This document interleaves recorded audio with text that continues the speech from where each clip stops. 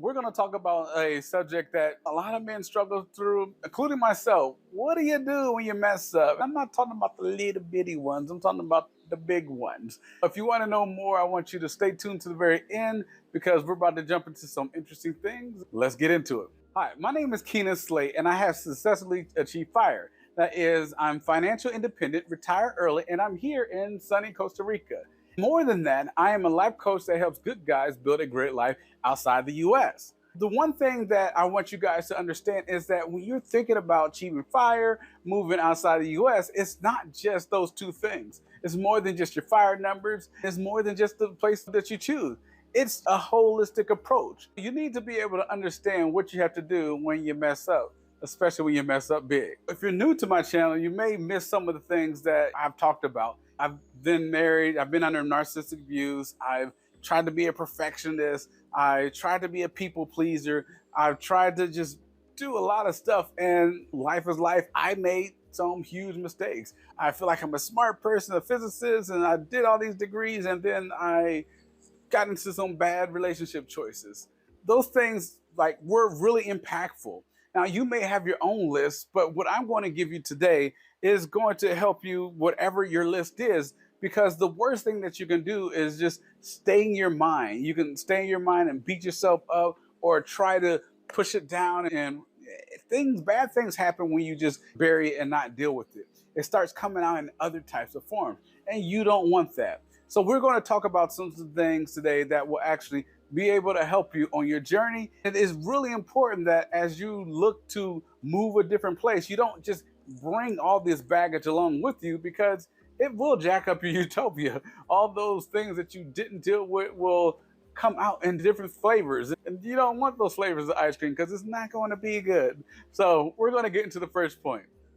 I want to stop you real quick just to say something to my divorced men. If you guys are looking for something that will help you after you've been divorced, separated, heck, even dumped, and you're still looking to move abroad and you're trying to figure out how do you adjust and to deal with this, I want to have something special for you, because honestly, going through that situation, I want to give you something a little bit different because your journey is different, and you can find that information in the link below. And let's get into the rest of the video. So the first point, and something that I found to be true, and it's something that I would tell my dearest brother, my dearest friend, to seek the guidance of God, to actually pray. A lot of times we're like, it's too small, or God doesn't worry about or think about that stuff, or we can just, I'll just say, Lord, forgive me, and then, Jesus, forgive me, and I'm done. The problem with that is we're not really having a good conversation with him. The conversation helps us. If you think about it, when you pray, you're praying to get help for different things, and you want to be able to talk to your Heavenly Father. You want to be able to talk to Holy Spirit and say, hey, I messed up and I don't know what to do. Because obviously, if you knew what to do, you probably wouldn't have messed up. Or you did the right thing, but now you were supposed to make a left and you were on the right path and you made it right, and whatever the situation is, you need guidance. One of the most important things that you can do, one of the most valuable things you can do, is to be able to begin to be open and transparent with God about how much it hurts, or how you think you're a fool, or you don't know if you're the man that you were before, or you don't know if you know the man of God that you were before, or whatever it is. You have to be able to be transparent and honest about that, and be able to honestly speak out loud. A lot of times it's okay to pray in here, but sometimes with these particular things, you want to be able to get into a private place, a prayer corner. If you're abroad and you don't have that anymore because you're in your home base, which I'll talk about in another video, and it doesn't have the extra rooms, be able to get into a safe place. For me, a lot of times it was out in nature. I'm a nature person. I'm not necessarily a camping person, but I love to be out in nature. It reminds me of God, of all the different things. I was able to just say, hey, look, I feel like a fool. And what do I do, Lord? The conversation goes on, and then eventually, like God does, he can come. He doesn't have to just be an audible voice. He starts to be able to reveal different things. And those things get revealed, and those things are something that you can walk through. So if you're resonating with this, and where we're heading to next is that you need to watch the whole complete thing, because I'm giving you some things that honestly I learned along my journey, and I realized that, man, this is valuable for anyone to have that's going through this similar situation. Because the first thing that we try to do is try to DIY, do it ourselves, be alone, be isolated. And even the Bible talks about not doing it that way. I want you guys to watch to the very end so that you can actually see some of the things that will help you on your journey if you make some adjustments. The next point is honestly seek professional help. I know those men were like, I got it. We're gonna do it. We're just gonna muscle through. And no, this is not the time, especially when you're talking about big mistakes or you've gotten into a bad relationship and you can't figure out why you're not getting over it. You're dealing with some stuff, or you're repeatedly getting into bad relationships, or you're repeatedly making the similar mistakes. There might be an underlying root reason for all of that. And that's really hard to uncover by yourself or with the wrong person. It's not just, oh, I'm feeling bad, let's go hang out with the boys. No, that's a distraction.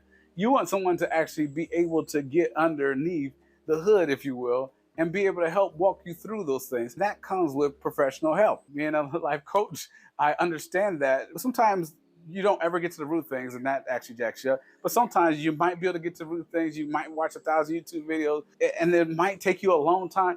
But what you don't want to do is to say, let me save a few dollars here, or it is worth whatever it is to come out of something, learn your lesson quickly so you don't repeat. Because think about it. If you got some trauma from some past childhood thing or some previous relationship, and before you have time to actually heal it, you're into the next relationship, it really costs you. Not just financially, it costs your utopia because now you hate the place because it reminds you of her, and all that stuff does matter. When you have a coach, they fast track you, and I'll use fast track in this particular case loosely because whatever time it takes is whatever time it takes. But they help guide you on a path that pulls you out and figures out, okay, I'm not the same person. And hopefully you're not the same person. That's why you're getting help. I'm not the same person anymore who's going to end up attracted to that particular relationship or continue to make those mistakes and not owning up with them or not taking accountability. Whatever the situation is that you feel like you messed up on, that really comes with learning how to be honest with someone. It does help, honestly. Yeah, you can get so much, there's a percentage, but it's not supposed to be 100% from like family and friends. But honestly, I think there are some people that you really should pay that are professionals that are trained to help you get through the particular situation that you're going through. That is very important. Seek professional help. So if you guys are resonating with this, I want you guys to click on the link below, because I really want you guys to have the tools on your journey, especially when you're considering firing and moving abroad, because there's things that you really need to think of that are outside the scope of those two things. To honestly make those two things work, you need to have certain things in your life in order. Because if your spiritual life, for example, is not right, if your relationship life is not right, or if your internal being, if you will, is not right, then no matter if you achieve fire, that's just, it'll go away. You'll be excited for the first day. Then after that, what else? My identity's gone. My identity was working to get in the fire. Now that I achieved it, now I need something else. Or what's worse is you'll get to your utopia and you'll repeat some things that will actually cause you to trip up and lose your utopia. Whether it's physically here because I don't like it anymore, or you're like, I blew my fire numbers, I gotta go back because I don't have any other resources. I need you to think outside the box. So I want you to click on the link so that you can have some tools that will help you. The next point is to have a supportive group of people. Yes, professionals are awesome, but you really want a support group. For me, that was having a belong group, and honestly, we're still cool to this day, because one of the climaxes to my problem actually started with the pandemic. Again, it had nothing to do with the pandemic, had nothing to do with relocating. I just had some underlying problems in my marriage that honestly got revealed. My eyes got open. They were always there. People were like, oh, watch out, look out. No, but especially professionals. I was like, yeah, you know what you're talking about. You know what you're talking about. Don't do that. The thing that I was able to get into was personal B groups. Now, I honestly still attend Transformation Church. Now, that's in Tulsa, and I'm in Costa Rica. So we are in a virtual world. And again, you've lived through the pandemics. You know what it is to have virtual things. I was able to find a group that started remotely, honestly, all around the world. It's not just my members were in Mexico and parts of the United States, and even people from different parts of Africa, which is a continent. The different parts of Africa would attend the group from time to time. We began to have a real relationship. And I was able to talk about certain things that bothered me and I was struggling with. And it wasn't just a narcissistic abuse, but the way that I was thinking of myself. I wanted to go back and potentially, I don't know, go to work, but I didn't feel like I had confidence. I wanted to start a business, but I didn't feel like I needed a support group because I was tore from the floor up, as we say in my generation. These are the things that you need, people that you're going to be able to talk to. Honestly, I recommend a good support group such as a church group.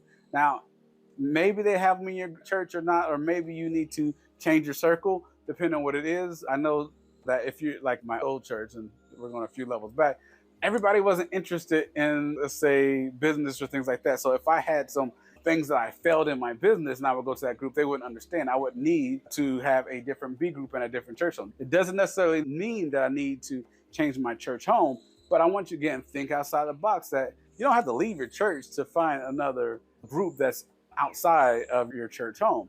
I was able to find them, and they honestly have been, God used them. They have been a lifesaver to help make this journey like possible.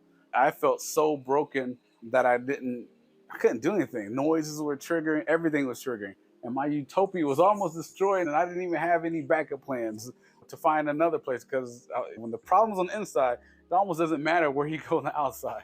Because of my support group that prayed for me, as well as there were members that had been not only in narcissistic abuse, but their children were going through narcissistic abuse currently, there was a definite understanding and a definite way to pray. I do recommend having a good support group to help you. Today's question is for my brothers. Do you feel like that you messed up big in some area in your life and you need to figure out how to get it back on track, but the struggle is, can you? I want you to write below if you're going through a certain particular problem, and if you can give us as much or little information you want. Say, yes, I'm going through a problem, or you can, if you feel like you want to help the community, state the problem and say what you're doing to actually help to get out of it, whether it's prayer, getting counseling, help, coaching, whatever it is, to help you in that journey. So put that in the comment below. I say the next point for me would be having a growth mindset. This is, if you feel like you just messed up and it was in the area that you were in a fixed mindset. For me, I was a perfectionist, and so if I didn't do it right, then I failed. I felt like a bad person. That's just one example. That is a fixed mindset where it's like, okay, you do it or you don't, you fail. A growth mindset says, oh, I'm failing, but I'm learning from my mistakes. Let's grow from here, da da da da. In certain areas, I was in a fixed mindset, and so what you want to be is in a growth mindset. I learned to actually be in a growth mindset in those particular areas later. Honestly, it was because of the prayer. It was because of the counseling. It was because of the coaching. It was because of a lot of different things. I learned how to grow and realize that, yeah, I made mistakes. I made bad decisions, but I'm learning. And because of those hard, hurtful things that happened to me, even if they were my choice, I don't have to do that again. I don't have to be scared to get into a new relationship because I'm going to find the same person by a different name, because I'm wiser now. I'm more aware. I know what's going on. I know what to look out for. Those things, I realized that, yeah, they sucked, and the pain was like, but it was like, okay, I can grow from this. I can learn, and I can use that to not only help myself, be able to help others. So if you want to be able to learn how to switch over to a growth mindset, I do talk a lot about that, a lot more in my other videos about switching from fixed to growth. But you really want to be able to have a growth mindset to actually help you get through this journey. The next point that I would say is very crucial is being able to practice forgiving yourself. That was honestly hard for me. I was able to forgive my spouse. I was able to forgive certain family members and some people who were more acquaintances, but they didn't know. It was like, get to Costa Rica and then everything blows up. They don't have the 20-year history where, when I called my friends that have been my friends for 20 years or knew me before I was married, oh yeah, I understand. Okay. Yeah, there was no issue. But all the new people, because there was one truth and then there was a lie, they didn't know. Because I ended up losing some of those particular people, it was easy for me to forgive them because they didn't know. But then to forgive myself It was like, wow, how could you have made that mistake? Why didn't you listen to anyone? They told you before you got married. Professionals told you. They told you during the marriage, and it was like and I don't necessarily say this, but it was like you're a physicist, meaning you're a smart person with a decent amount of intelligence. See it in your job and your business. How can you make Keanon? How can you make this stupid mistake of not paying attention, or at least not being aware of what's going on to you? You know the truth, and it's like, yeah, the list just the record's going on, and it's playing, it's the broken record. It was very hard for me to forgive myself. It was that perfectionist mindset coming in, and this part when I had to grow. Like, okay, yeah, I made the mistake. I made other mistakes, but this was one of the biggies. But it was like I made some mistakes. Oh, I made some mistakes because I had some character flaws. I'm people pleasing. Oh, you learned something new. You're growing. I got to be grateful, not only to the point of forgiving myself, being able to call my spouse, because it took a long time for that, but it was like, God used this. Because one of the part of my mistakes is like, oh, I messed myself up, I'm off track. I'm not going to walk out my purpose with God, which is very important to me.